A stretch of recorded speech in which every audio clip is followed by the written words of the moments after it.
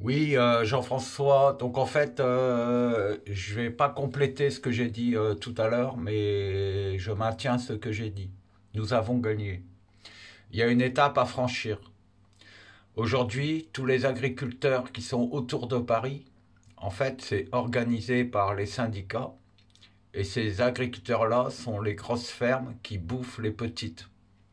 Donc ce sont des gens qui ne sont pas dans vos intérêts à vous. Ce sont des gens qui font partie de la mafia.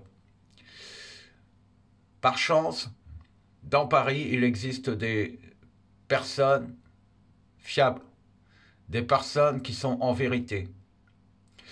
Aujourd'hui, la masse des agriculteurs non syndiqués, les vrais, ceux qui portent la vérité, sont en approche de Paris, mais ils sont bloqués par les forces de l'ordre.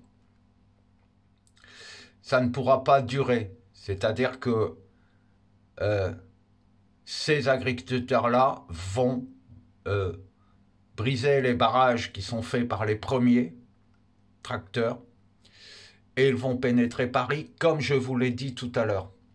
Mais pour que ceci se passe, il faut que la population se lève.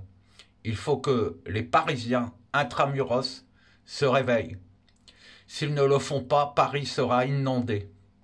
Et Paris n'existera quasiment plus. Nous sommes non pas dans une guerre civile, nous sommes dans une confrontation entre deux mondes.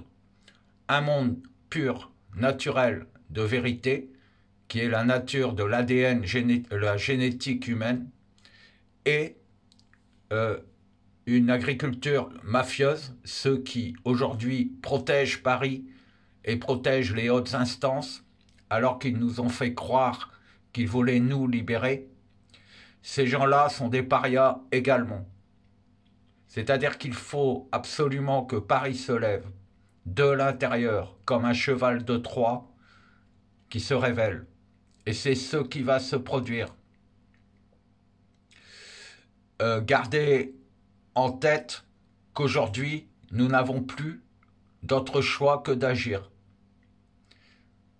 L'énergie nous suit, l'énergie de vérité va agir et l'armée sera rangée à nos côtés et je vous confirme que c'est la vérité. Il faut que Paris se lève. Il est temps de le faire maintenant. Je vous embrasse.